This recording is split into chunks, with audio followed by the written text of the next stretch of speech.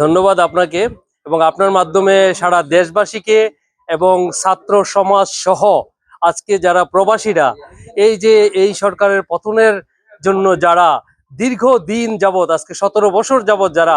বিভিন্ন অত্যাচারে অত্যাচারিত হয়ে আজকে প্রবাসে যারা দেশে যেতে পারছেন না, বিভিন্ন ধরনের সমস্যা বাংলাদেশে যারা আজকে এই এই স্বৈরাচারী সরকারের অত্যাচারে বিভিন্নভাবে জেল জুলুমের শিকার হয়েছে, তারা প্রত্যেকে আজকে আজকে মনে হয়েছে দ্বিতীয়বারের মতো বাংলাদেশ স্বাধীন হয়েছে। এবং আমি যেটা বাংলাদেশে যারা আছে তাদের যে অনুভূতি আমাদের কাছে প্রকাশ করেছে, সেটা মনে হয়েছে যে 71-এর দেশ স্বাধীন হওয়ার পরে যে এরকম আনন্দ মানুষ উদ্বেলিত হয়েছিল, তার চেয়েও বেশি রকম বিশালভাবে মানুষ আনন্দিত হয়েছে এই বিজয়ের মাধ্যমে। কেননা এই বিজয়ের মাধ্যমে আবারও বাংলাদেশে গণতন্ত্র ফিরে আসবে, আবারও বাংলাদেশে বাক স্বাধীনতা ফিরে আসবে, আবারও বাংলাদেশে মানুষের ন্যূনতম যে চাহিদা সেটা পূরণ হবে এবং বাংলাদেশ ইনশাল্লাহ উন্নতির চরম শিখরে যাবে বলে আমরা আশা করি। এবং ইনশাল্লাহ আগামীতে প্রবাসীরা হয়তো কিছুদিন হয়তো প্রবাসীরা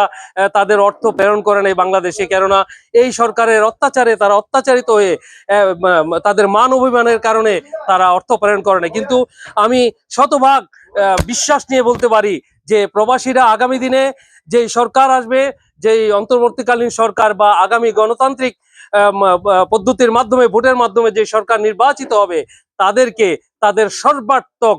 ভাবে যেভাবে বিগত দিনে প্রবাসীরা সহযোগিতা করে এসেছে আর্থিকভাবে, তেমনি ভাবে আগামী দিনেও সহযোগিতা করবে। এবং ইনশাল্লাহ প্রবাসীদের এই সহযোগিতার মাধ্যমে এবং বাংলাদেশের যেই তরুণ সমাজ, যেই ছাত্র সমাজ আজকে এই গণতন্ত্র ফিরিয়ে নিয়ে আসলো, তাদের সকলের প্রচেষ্টার মাধ্যমে বাংলাদেশ একটি সুখী সমৃদ্ধ এবং উন্নয়নশীল বাংলাদেশ হিসাবে প্রতিষ্ঠিত হবে, এই আশা আমাদের আছে।